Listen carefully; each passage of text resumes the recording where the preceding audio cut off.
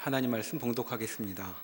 베드로전서 2장 18절에서 25절까지의 말씀입니다. 신약성경 378면에 있습니다. 사환들아, 범사에 두려워함으로 주인들에게 순종하되 선하고 관용하는 자들에게만 아니라 또한 까다로운 자들에게도 그리하라. 부당하게 고난을 받아도 하나님을 생각함으로 슬픔을 참으면 이는 아름다우나 죄가 있어 매를 맞고 참으면 무슨 칭찬이 있으리요. 그러나 선을 행함으로 고난을 받고 참으면 이는 하나님 앞에 아름다우니라. 이를 위하여 너희가 부르심을 받았으니 그리스도도 너희를 위하여 고난을 받으사 너희에게 본을 끼쳐 그 자취를 따라오게 하려 하셨느니라. 그는 죄를 범하지 아니하시고 그 입에 거짓도 없으시며 욕을 당하시되 맞대어 욕하지 아니하시고 고난을 당하시되 위협하지 아니하시고 오직 공의로 심판하시는 이에게 부탁하시며 친히 나무에 달려 그 몸으로 우리 죄를 담당하셨으니 이는 우리로 죄에 대하여 죽고 의에 대하여 살게 하려 하심이라. 그가 채찍에 맞음으로 너희는 나음을 얻었나니 너희가 전에는 양과 같이 길을 잃었더니 이제는 너희 영혼의 목자와 감독 되신 이에게 돌아왔느니라. 아멘. 네, 우리 오늘 본문은 베드로전서 2장 12절에 이어지는 내용입니다. 12장 내용을 한번 보실까요?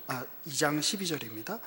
너희가 이방인 중에서 행실을 선하게 가져 너희를 악행한다고 비방하는 자들로 하여금 너희 선한 일을 보고 오시는 날에 하나님께 영광을 돌리게 하려 함이라.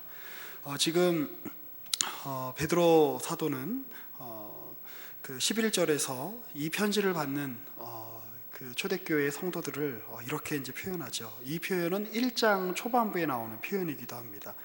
11절을 보시면 사랑하는 자들아, 거류민과 나그네 같은 너희를 권하노니 영혼을 거슬러 싸우는 육체의 정욕을 제어하라 라고 이렇게 권면을 합니다. 우리는 우리의 노력이 아닌 우리의 능력이나 우리의 선택이 아닌 우리가 주님의 이름을 부르지도 않았을 때에 우리 가운데 오셔서 십자가를 지시고 죽으시고 부활하신 예수 그리스도의 사역으로, 그분의 공로로 우리는 구원을 얻게 되었습니다.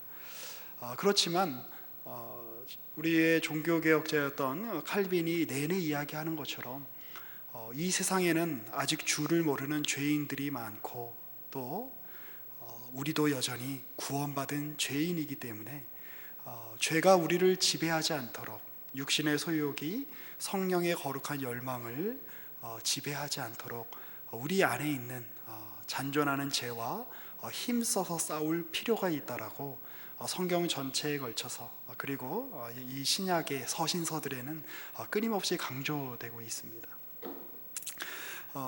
아마 이제 이 편지를 받았던 사람들은 그 대부분 이방인이었을 것으로 짐작이 됩니다. 지금의 갑바도기아, 터키 지역에 흩어져 있었던 초대교회의 성도들이죠.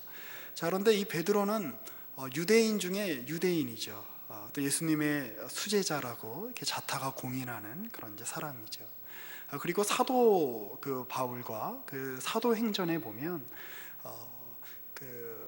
이제 그 자기도 이렇게 의도하지 않았던 사도 바울의 이방인 사역에 대하여 그 예수 그리스도의 구원이 유대인을 위한 것이다라고 하는 것에 어떤 훨씬 더 좀 초점을 맞추는 그런 입장에 서 있었던 인물 같아 보이기도 합니다. 그러나 주님께서 그를 고넬료 사건 같은 것들을 통해서 그의 시각을 열어주시고 또 하나님께서 그로 하여금 많은 이방인들을 또 만나게 하시고 사역하게 하심으로 말미암아 여전히 그는 유대인으로서의 정체성을 가지고 있고 또 그런 한계 때문에 사도 바울에게 욕을 먹기도 하는 어떤 그러한 일들이, 에피소드들이 있기도 합니다만 그는 과거의 구약시대의 유대인에게 적용되었던 이런 호칭들이 이제 예수 그리스도를 믿는 모든 이방인들에게도 적용이 된다라고 선언하고 있습니다. 2장 9절을 보시면 우리가 찬양을 통해서 잘 아는 구절입니다. 그런데 이제 이런 구절들이 얼마나 역사적인 맥락과 무게를 가지고 지금 이렇게 성경이 기록되어 있는 것인가를 우리가 좀 곰곰이 생각을 해볼 필요가 있습니다. 2장 9절을 보시면 그러나 너희는 택하신 족속이요 왕같은 제사장들이요 거룩한 나라요 그의 소유가 된 백성이다. 이 표현은 전통적으로 유대인들을 향한 표현입니다. 이스라엘을 향한 표현입니다. 주님께서 이스라엘을 애굽에서 불러내시고 주님이 그들을 택하시고 그들을 왕같은 제사장 나라로 거룩한 나라로 하나님의 소유로 삼으셨다. 그런데 그 예수로 말미암아 이 땅에 오신 하나님이신 예수로 말미암아 그 이스라엘에게 적용되었던 그런 하나님의 택하심과 언약과 구원과 복이 이제 너희에게도 적용되고 있다라고 지금 선언을 하고 있는 것입니다. 그래서 우리는 구약을 읽을 때에 이 구약의 내용이 다른 나라의 이야기이거나 나와 상관없는 민족의 이야기가 아니라 우리의 이야기로 이제 읽게 될 수 있게 되었습니다. 예수 그리스도께서 우리에게 베푸신 은혜 때문입니다. 구약에 하나님께서 이스라엘을 다루시고 그들에게 복을 주시고 또 때로는 그들이 하나님의 뜻대로 행하지 않을 때 그들을 징계하시는 모습조차도 우리는 하나님께서 그들을 택하시고 그들과 함께 하시고 그들과 관계를 맺고 계시기 때문에 일어나는 일이라고 이해를 해야 합니다.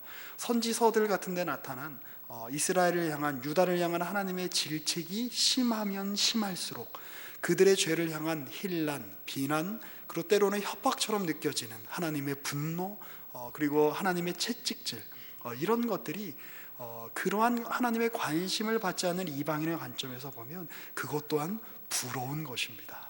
그렇죠? 고아가 부러운 것 중에 하나가 뭐겠습니까? 엄마가 있는 거죠. 아빠가 있는 거죠.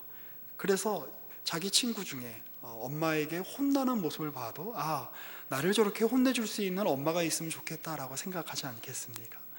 하나님이 그렇게 우리를 이스라엘뿐만 아니라 역사적이고 민족적인 이스라엘이라고 하는 범위를 넘어 그 이스라엘이라고 하는 것은 하나님의 자녀다라고 하는 뜻이죠.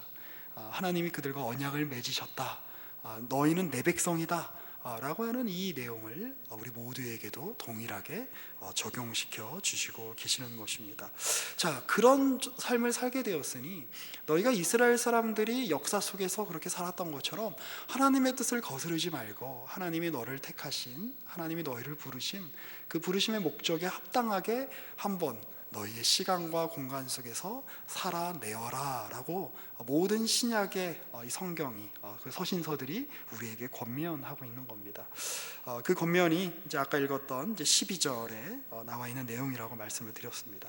자, 그리고 사도 바울이 로마서 12장에서 그 이하에서 12장, 13장, 14장, 15장에 이르기까지 구체적인 상황에서 어떻게 믿는 자로 살아갈 것인가, 어떻게 산 제물로 살아갈 것인가, 살아가는 제물로 살아갈 것인가를 그 내용을 보여주고 있는 것과 같이 사도 베드로도 우리에게 구체적인 정황 속에서 구체적인 우리의 조건 속에서 어떻게 살 것인지에 대한 구체적인 또 제안 그리고 실천 방안 이런 것들을 이야기해 주고 있습니다. 우리가 지난주에 살펴봤던 우리 13절에서 우리 17절은 한 번 더 보실까요? 읽어보겠습니다. 인간의 모든 제도를 주를 위하여 순종하되 혹은 위에 있는 왕이나 혹은 그가 악행하는 자를 징벌하고 선행하는 자를 포상하기 위하여 보낸 총독에게 하라. 곧 선행으로 어리석은 사람들의 무식한 말을 막으시는 것이라. 자, 이렇게 보면 마치 이런 이야기는 믿는 사람들이라면 정부가 아무리 악해도 왕이 아무리 나쁜 짓을 저질러도 그의 말에 순종해야 되는가? 라고 약간 이렇게 좀 혼동을 불러일으키는 듯한 구절처럼 보이기도 합니다. 그러나 이건 그런 뜻이 아니죠. 결론적으로 말씀을 드리면 너희가 싸우는 이 싸움의 층위가 바뀌었다 이런 뜻입니다. 너희는 더 이상 그런 세상 사람들이 중요하다라고 생각하는 주제들을 가지고 다투지 말아라 라고 하는 뜻입니다. 그리고 이제 이렇게 이어집니다. 16절입니다. 너희는 자유가 있으나 그 자유로 악을 가리는 데 쓰지 말고 오직 하나님의 종과 같이 하라. 여러분들은 하나님의 종입니다. 거룩한 나라고 그의 소유가 된 백성이고 택하신 족속이고 왕 같은 제사장입니다. 그 정체성에 걸맞게 살아라 라고 이야기하는 겁니다.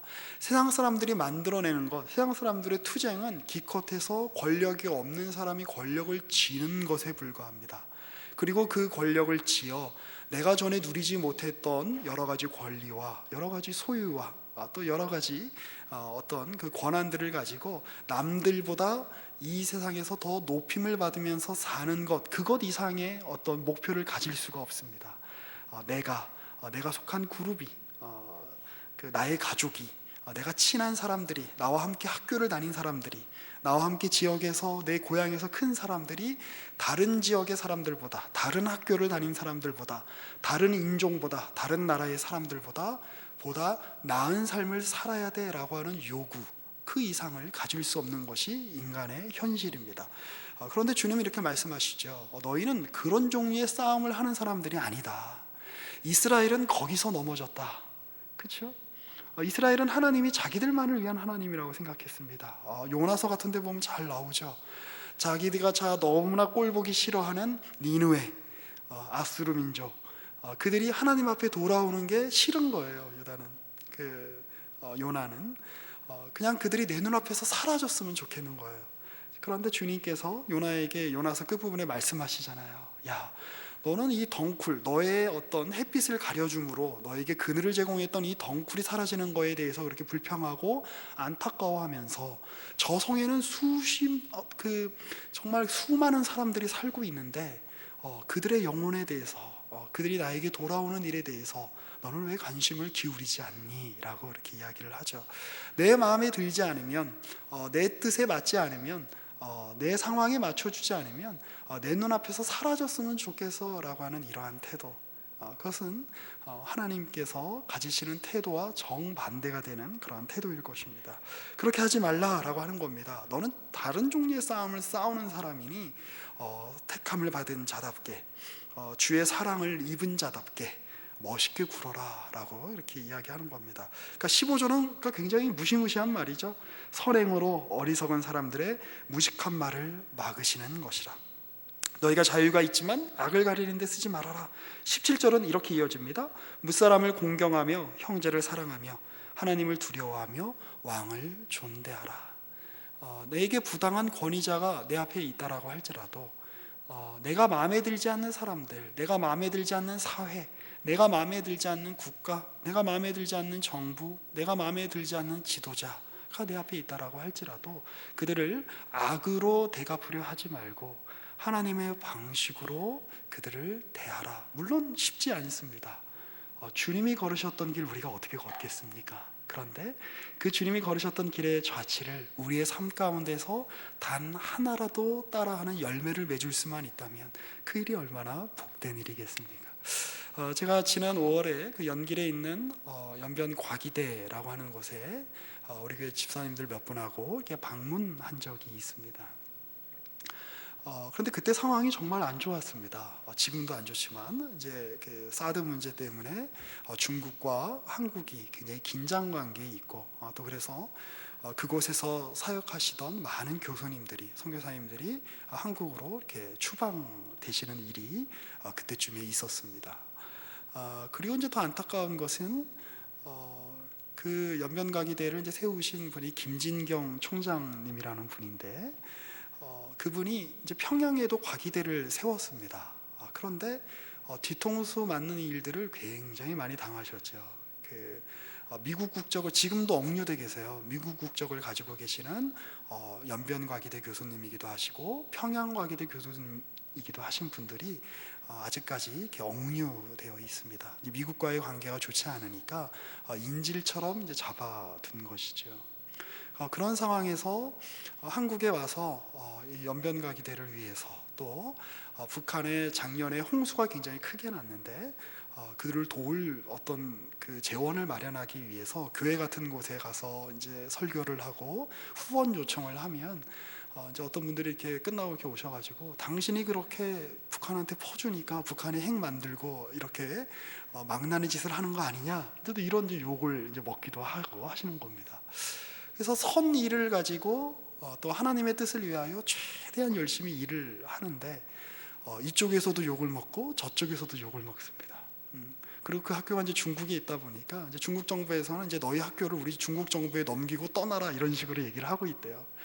그러니까 뭐 하나 그동안 수십 년 동안 이렇게 고생하여 한 일이 무슨 소용이 있겠는가라고, 내가 이러려고 여기다가 학교를 세웠나, 자괴감이 들고 괴로워, 이렇게 충분히 말씀하실 수 있는 위치였을 겁니다. 근데 제가 이제 그분하고 이렇게 개인적으로 이렇게 교정을 걸으면서 이렇게 말씀 이제 나누다가 그분도 알고 저도 아는 이제 이렇게 그 이제 교수님 얘기도 하시고 뭐 이렇게 얘기하다가 그런 일들을 겪어서 많이 억울하시겠어요. 힘드시겠습니다. 이렇게 좀 마음이 아프시겠습니다. 제가 위로차 이런 말씀을 좀 드렸더니 그분의 대답이 좀 의외였습니다. 제가 이제 이런 예를 드는 건 어떤 사람을 높이고자 함이 아닙니다. 그분이 그런 얘기 하셨어요. 괜찮아요. 예수님도 오해받으셨는데요. 근데 그 한마디가 저로서는 좀 약간 좀 잊기 힘든 말일 것 같습니다. 저도 이제 목회자로 이렇게 살면서 설교자로 그리고 이제 여러분들께 대하면서 내가 이러려고 목사가 됐나 뭐 이런 자괴감이 들고 괴로울 때가 저에게 왜 없겠습니까? 그렇죠? 나름 이제 최선을 다하고 마음을 써 주었지만 저에게 이렇게 예의를 갖추지 않아도 됩니다. 저희 목사들에게 좋은 것 갖다 바치지 않아도 됩니다. 어디 여행 갔다 와서 이렇게 과자나 초콜릿 이런 거 안 줘도 괜찮습니다. 뭐라 하지 않겠습니다. 그런데 그토록 제가 전하는 하나님의 말씀을 수년 동안 듣고 또 우리 교회가 어떤 교회입니까? 우리 한국교회 안에서 말씀이 좋기로 유명한 교회 아닙니까? 그런데 이 교회 안에서 그렇게 신앙생활을 오래 했지만 전혀 우리가 전하는, 우리가 강조하는 하나님의 말씀과는 정반대로 행동하는 사람들을 볼 때에 사실 목사들의 마음은 무너집니다. 선물 같은 거 갖다 바치지 말고 말씀대로 사세요. 멋있게. 옆에 사람 하나 수용하지 못하면서 나와 다른 사람 감싸 안아주지 못하면서 자기중심성이라고 하는 이 죄의 문제, 자기 성찰, 내가 주 앞에서 여전히 나는 구원받은 죄인에 불과하지, 나는 부족하지 라고 하는 그런 겸비함, 겸손함, 이런 것들은 갖추지 않은 채 단지 청년부에 나와 있다고, 남포교에 출석하고 있다고, 여러분들이 이 자리에서 설교를 듣고 있다는 행위 자체가 여러분들에게 하나님께서 부여하시고 하나님께서 원하시는 책임과 의무와 명예를 대신할 수 없습니다. 백날 여기서 설교 들으면 뭐예요? 따뜻한 말 한마디 할 줄 모르면서 상대를 쏘아붙여서 상대를 정죄하여 내쫓는 데는 아주 실력이 있지만 상대의 허물과 부족함을 감싸 안을 그런 실력 하나 키우지 못하면서 나는 누구 설교를 오래 들었네, 나는 박 목사님 설교를 계속 들었네, 20년을 들었네, 30년을 들었네, 그딴 소리가 무슨 소용이 있습니까?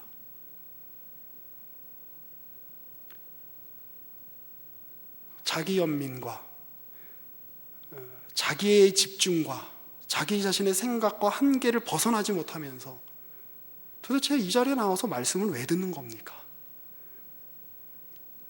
청년부 와서 신앙생활은 왜 하는 겁니까? 신앙의 기본이 뭐죠? 우리가 하나님 앞에 하나님이 기준입니다. 하나님의 말씀이 기준입니다. 제가 주님께 저를 변화시키겠습니다. 제가 주님이 가라고 하는 방향으로 제가 원하는 방식이 아니라 주님이 원하는 방식으로 한번 따라가 보겠습니다. 넘어지고 힘들고 쓸쓸하고 때로는 실패할 때도 있지만 제가 훌훌 서고 다시 주님이 인도하시는 대로 한번 살아보겠습니다. 이게 신앙인의 기본 자세 아닙니까? 언제부터 나는 교회 출석은 오래 했지만 여러 책을 읽었지만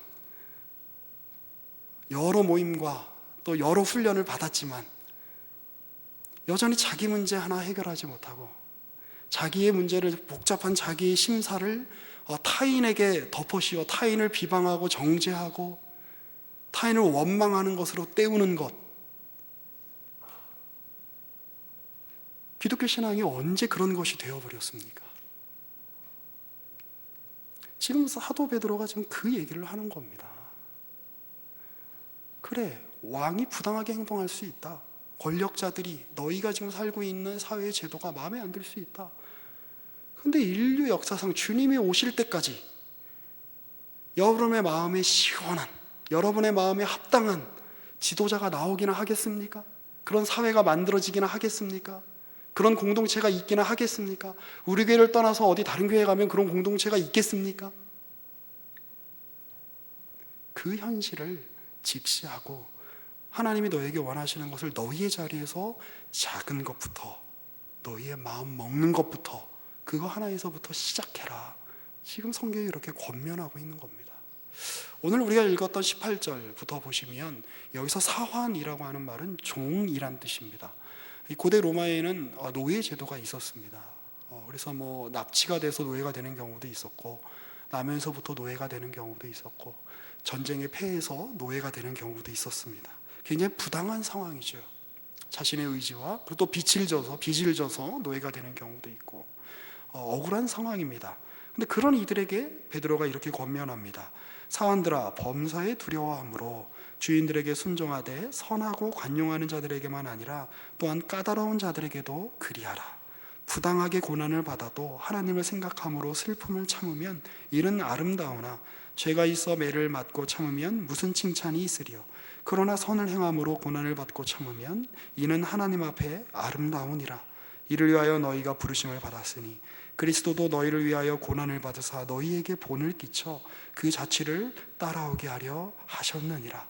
그는 죄를 범하지 아니하시고 그 입에 거짓도 없으시며 욕을 당하시되, 우리에게 부당한 상황들이 있습니다. 우리에게 까다로운 상사들이 있습니다. 까다로운 리더들이 있습니다. 내 마음에 들지 않는 사람들이 있습니다. 자, 그런데 그 사람들 앞에서 너희가 섰을 때 그리스도를 기억하라 라고 지금 베드로가 이야기하고 있는 겁니다. 너희의 지금 이 받는 고난은 그냥 억울하거나 그냥 이 죄악된 세상에서 너희가 그냥 감수하고 견디고 버텨야만 하는 그러한 고난이 아니라 그리스도의 고난에 너희가 연합되어 있는 것이다. 너희가 그리스도와 함께 생명으로 연합되어 있을 뿐만 아니라 그분의 고난에도 연합되어 있다. 그리스도의 고난에 연합되어 있다는 뜻이 무엇입니까? 억울한 길, 남들이 알아주지 않는 길, 남들이 인정하지 않는 길, 그러나 그 인정하지 않는 사람, 알아주지 않는 사람, 나를 사랑하지 않는 사람을 위하여 죽는 길, 이게 그리스도의 길이죠. 그 길을 따르라 라고 지금 베드로가 이야기하고 있는 겁니다. 그래서 23절을 이렇게 보면 이 말씀은 역시 저에게도 굉장히 지키기 어려운 구절처럼 보입니다.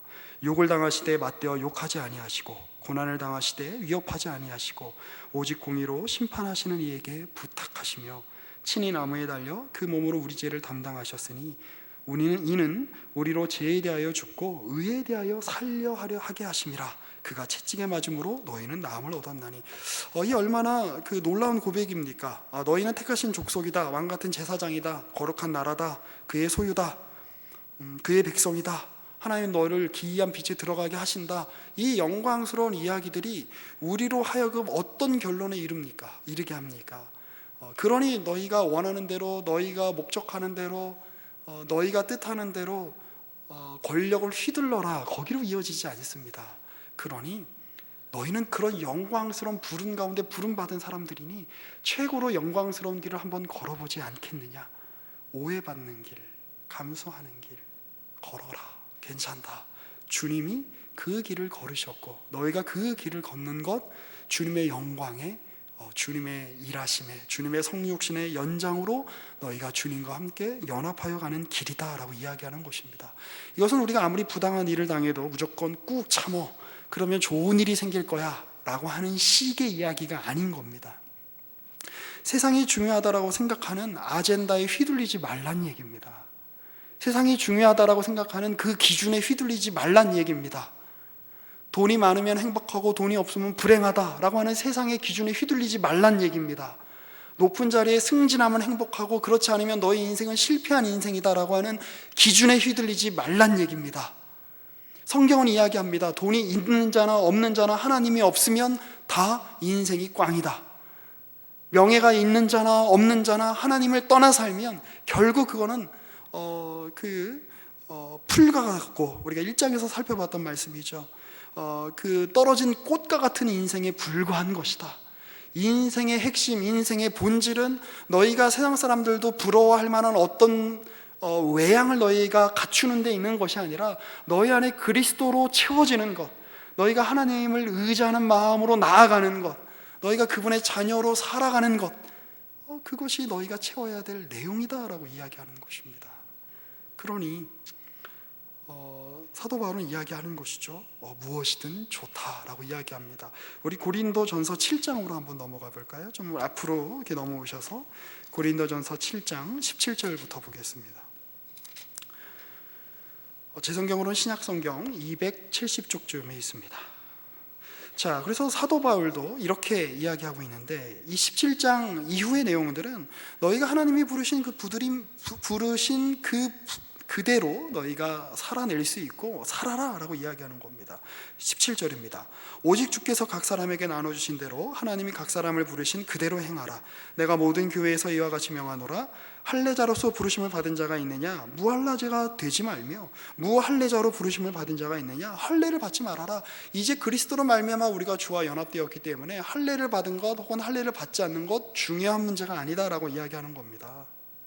너희가 이스라엘인 것, 이스라엘이 아닌 것, 이젠 중요하지 않다. 주님이 그 장벽을 다 하셨다. 그러니까 그 할례 받는 걸로 너희가 목숨 걸지 말아라. 지금 그 얘기를 하는 겁니다. 19절에 이렇게 이어지죠. 할례 받는 것도 아무것도 아니요 할례 받지 아니하는 것도 아무것도 아니로되 오직 하나님의 계명을 지킬 따름이니라.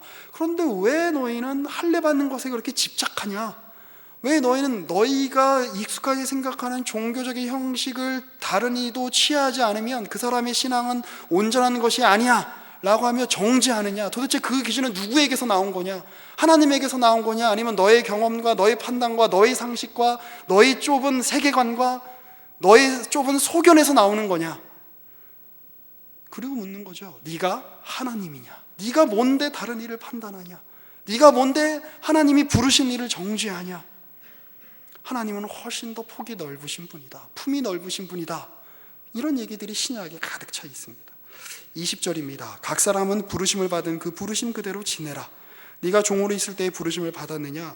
염려하지 말아라. 오늘 우리가 읽었던 말씀이 이어지는 거죠. 네가 사환으로 부르심을 받았냐? 종으로 부르심을 받았냐? 너 지금 계약직이냐? 비정규직이냐? 괜찮다. 염려하지 말아라. 그러나 네가 자유롭게 될 수 있거든 그걸 이용하라. 로마 시대의 노예제도에서는 빚을 갚거나 그리고 노예로 태어난 사람이라고 할지라도 나이가 30살 이상이 되면 자유민이 되었다고 합니다. 그러니까 그런 너희의 삶의 상황들을 낫게 하는 일을 하지 말라는 뜻이 아닙니다. 지금 하는 이야기는 노력해라. 승진할 수 있도록 노력해라. 취직할 수 있도록 노력해라. 결혼할 수 있도록 노력해라. 그런데 거기에 너의 인생이 달려있다고 생각하지 말아라 라는 이야기입니다. 지금 너의 싸움은 그런 싸움이 아니다. 자, 그래서 그 22절부터 봅니다. 주 안에서 부르심을 받은 자는 종이라도 주께 속한 자유인이요 또 그와 같이 자유인으로 있을 때 부르심을 받은 자는 그리스도의 종이니라. 너희는 종으로 있지만 그리스도께 부르심을 받았다면 너희는 주님께 속한 자유인과 같지 않느냐? 또 너희가 자유인이라고 할지라도 네가 그리스도께 부름을 받았다면 너는 그리스도의 종이 아니냐? 세상적인 기준에서 자유인이냐 종이냐? 귀족이냐 노예냐? 헬라인이냐 유대인이냐? 로마 사람이냐 이방인이냐? 더 이상 그리스도 안에서 중요한 문제가 되지 않는다. 세상 사람들이 중요하게 생각하는 것으로 중요하게 마음 먹는 거, 그 생각을 기준을 버려라 라고 이야기하는 거죠. 그래서 23절은 이렇게 이어집니다. 너희는 값으로 사신 것이니 사람들의 종이 되지 말아라. 우리가 얼마나 기억해야 될 구절입니까? 여기서 사람들은 나를 부리는 내 직장 상사일 수도 있지만 내 안에 구성되어 있는 특정한 사람이 아니라고 할지라도 세상은 이래야 돼 라고 이야기하는 그들의 음성일 것입니다. 나와 구별되지 않는 그들의 음성, 나와 구별되지 않는 그 세상의 음성, 나와 구별되지 않는 주님을 멀리하고 주님의 뜻을 따르지 말고 세상의 뜻을 더 귀히 여기라고 하는 그 세상의 음성에 종이 되지 말아라. 24절 이렇게 이어지죠. 형제들아 너희는 각각 부르심을 받은 그대로 하나님과 함께 거하라. 왜 우리는 이걸 못하는 겁니까? 우리의 자리에서 이건 단지 너에게 주어진 운명을 너희가 숙명으로 받아들이고 너희에게 주어진 조건을 운명론적으로 숙명론적으로 받아들이고 그냥 그 어떤 개선의 노력도 하지 말아라 이런 뜻이 아닙니다. 하나님이 모든 조건 속에서 여러분이 키가 작으면 키가 작은 대로 여러분이 공부를 못하면 공부를 못하는 대로 공부를 잘하면 공부를 잘하는 대로 우리가 한국 사람이면 한국 사람이어서 우리가 중국 사람이면 중국 사람이어서 우리가 20대면 20대여서 30대면 30대여서 40대면 40대여서 주님이 우리를 사용하신다라고 이야기하고 있는 겁니다. 그러니 세상 사람들이 중요하다라고 생각되는 기준은 갖다 버려라 라고 이야기하는 겁니다. 이런 말씀들을 우리가 어떻게 우리 공동체 가운데 우리가 적용할 수 있을까요? 예전에 박 목사님이 많이 하셨던 말씀이죠. 돈이 있는 사람은 자기가 돈이 있는 걸로 자랑하지 말고 다른 사람에게 밥이라도 사라 이렇게 말씀하셨죠. 돈이 없는 사람은 나는 돈은 없는데 쟤는 부모 잘 만나서 돈이 많구나 라고 시기하지 말고 야, 넌 돈이 있어서 참 좋겠다 라고 하며 넉넉한 마음을 가질 수 있지 않겠습니까? 왜 그런 멋있음이 우리에게 없습니까? 많이 배운 사람은 나 이것도 알고 저것도 알아 이런 걸로 자랑하지 말고 그 배운 걸로 다른 이가 유익을 얻게 해야죠. 그렇죠? 여러분들이 가진 것으로 다른 이들을 유익하게 하는 거 그리스도같이 다른 이들에게 유익을 끼치는 것, 다른 이들이 망하게 하지 않고 그들이 생명 가운데 살게 하는 것, 그거 우리 주님이 하신 일 아닙니까?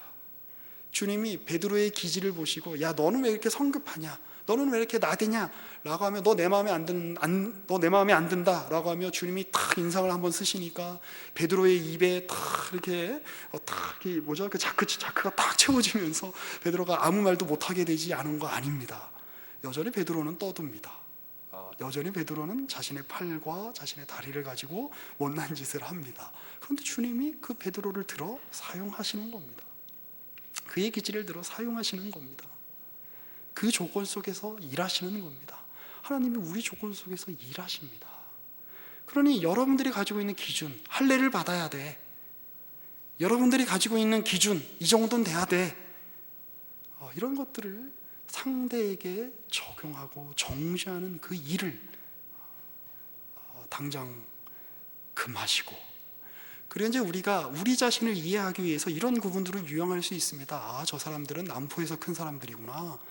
그래서 남포 키즈구나. 저 사람은 밖에서 온 사람이구나. 외부에서 온 사람이구나. 우리 자신을 이해하기 위한 그런 구분이 아주 없을 수는 없습니다. 그런데 그 구분이 여러분들에게 기준이 되지 않기를 바랍니다. 우리 교회에서 큰 분들은 그런 오해가 좀 있어요. 자기 멋대로 하는 게 좋은 신앙이라고 생각하는. 버리세요. 그런 기준을 도대체 어디서 배운 겁니까? 누가 그렇게 가르쳤습니까? 성경이 그렇게 얘기합니까? 버리세요. 밖에서 온 분들은 또 약간 이런 이중적인 좀 태도가 좀 있으세요. 이렇게 보면 자기가 전에 있던 교회가 이렇게 좀 힘드셔서 혹은 이제 뭔가 이게 다가 아니야라고 한계를 느끼셔서 여기 우리 교회 오셨는데, 또 우리 교회에서 이렇게 전에 있던 교회에서 이렇게 뭐 하는 걸 안 하는 걸 보면 또 불편해 하더라고요. 그래서 그런 것들 강요하는 때가 있습니다. 가! 그 교회로 그냥. 왜 여기 와서 지랄이에요? 응? 가! 도대체 여러분들 여기서 와서 말씀을 듣고 여러분 자신을 바꾸려고 온 겁니까? 아니면 사람들을 바꾸려고 온 겁니까? 신앙이 좋다는 게 뭡니까? 내 중심으로 사람들이 다 내 기준에 따라 맞춰줘야 되는 게 그게 신앙이 좋은 겁니까? 아니면 내가 다른 사람들 앞에 하나님의 말씀을 기준을 따라 내 자신을 바꾸는 게 신앙이 좋은 겁니까?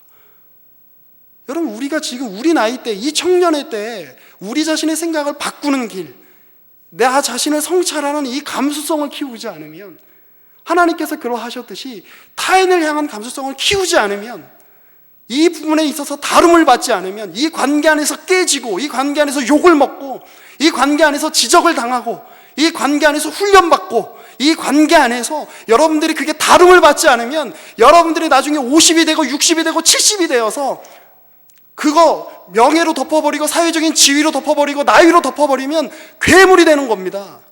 우리 그거 지금 한국교회 역사를 통해서 충분히 보고 있는 거 아닙니까? 아무리 교회를 오래 다니고 장로고 권사고 집사여도 그렇게 온갖 갑질을 해대고 세상 사람들도 욕하고 세상 사람들도 상식적으로 도저히 생각하지 못할 일들을 하고 있는 거 우리가 보고 있는 거 아닙니까? 우리 여기서 깨져야 됩니다. 아직 바꿀 가능성이 있을 이때 주님, 우리의 마음을 부드럽게 하여 주시옵소서.